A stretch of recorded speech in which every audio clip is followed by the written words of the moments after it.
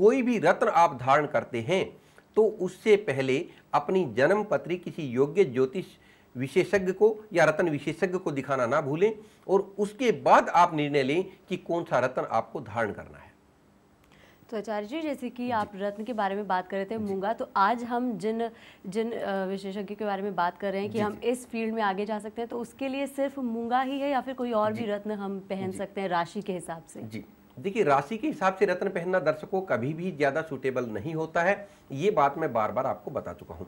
राशि क्या होती है कि जहाँ पे चंद्रमा बैठ गए वो आपकी राशि हो गई।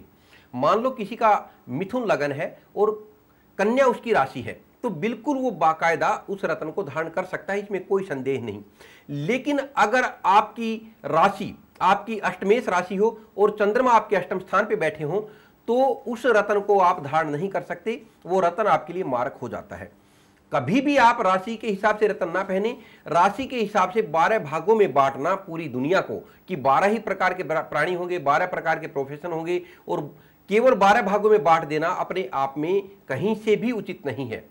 अगर मान लो किसी की राशि के स्वामी, राशि स्वामी आपके चंद्रमा हो गए तो आप पहन सकते हैं बाकायदा, इसमें कोई संदेह नहीं। लेकिन वही अगर आपके मार्केश हो जाएं, राहु के साथ बैठे हों, ग्रहण दोष का निर्माण कर रहे हो या फिर शनि के साथ बैठकर विष दोष का निर्माण कर रहे हो, उस स्थिति में आपने अगर आपका राशि रत्न धारण कर लिया तो बिल्कुल ही विपरीत फल देने वाला हो जाता है।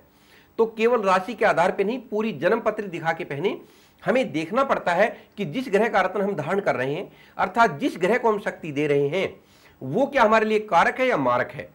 अगर कारक है तो क्या कहीं से वो दूषित तो नहीं है, किस किस अन्य ग्रह का प्रभाव उसके ऊपर है, कौन से नक्षत्र में बैठा है और अन्य ग्रह जो उस ग्रह को देख रहा है जिसका प्रभाव है वो कौन से नक्षत्र में बैठा है। दर्शकों मैं आपको बता दूं कि कैलकुलेशंस काफी कॉम्प्लिकेटेड होती हैं, काफी कॉम्प्लिकेशंस इनमें होते हैं और हमें देखना पड़ता है। कई बार हमें कोई रत्न तो धारण करना होता है लेकिन वो एक विशेष अवधि में धारण नहीं करना होता, तो ये भी आपको देखना पड़ता है कि कौन सा हम रत्न धारण कर रहे हैं और उसके स्वामी कौन सी स्थिति में आपकी पत्री में है और इस समय दशा किसकी चल रही है। तो कभी भी विपरीत आचरण हमें नहीं करना चाहिए। जब भी हम भाव की दिशा में तैरने की कोशिश करते हैं तो ज्यादा दूर जाते हैं, कम जोर आपको लगाना पड़ता है, लेकिन विपरीत दिशा में जब आप तैरोगे तो आपको ज्यादा मेहनत करनी पड़ती है। विपरीत रत्न जब आप पहनते हो तो समस्याएं अनेक आ सकती हैं।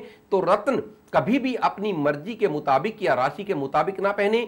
ये कार्य छोड़ दें आप किसी योग्य ज्योतिष विशेषज्ञ के ऊपर, योग्य रत्न विशेषज्ञ के ऊपर। वो आपकी जन्म पत्री का मूल्यांकन करेंगे, उसका अध्ययन करेंगे, आपके चार्ट्स को, आपके सब डिविजनल चार्ट्स को देखेंगे, उसके बाद ये बताएंगे कि कौन सा रत्न आपको सूट करेगा और कौन सा नहीं करेगा।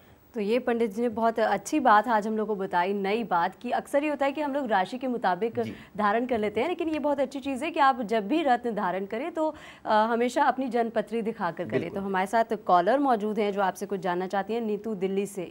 जी, आप अपनी डिटेल्स बता के सवाल कर सकती हैं नीतू।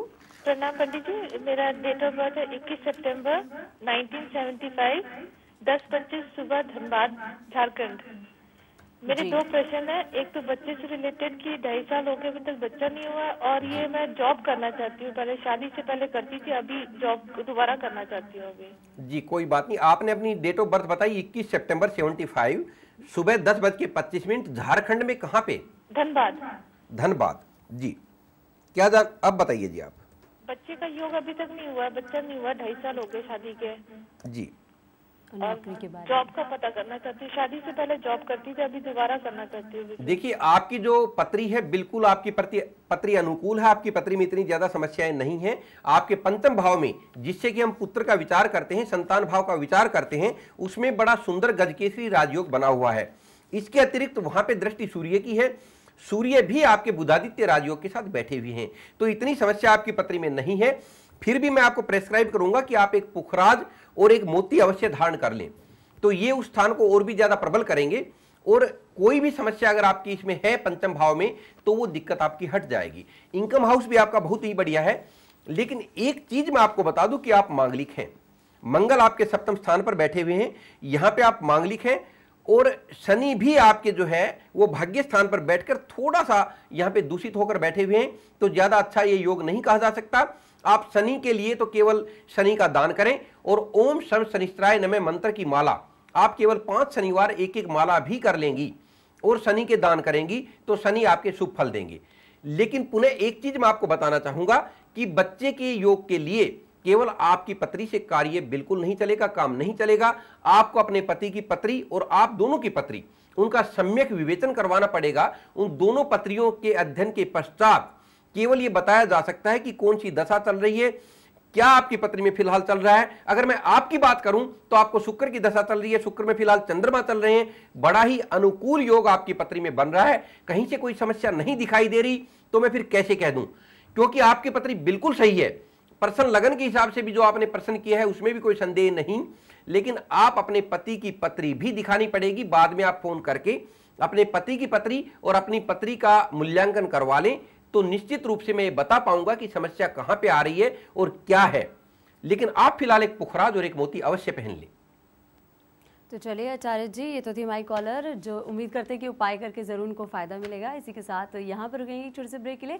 ब्रेक के बाद पंडित जी से जानेंगे ज्योतिष के कुछ और उपाय। फिलहाल यहाँ पर रुकेंगे एक छोटे से ब्रेक के लिए।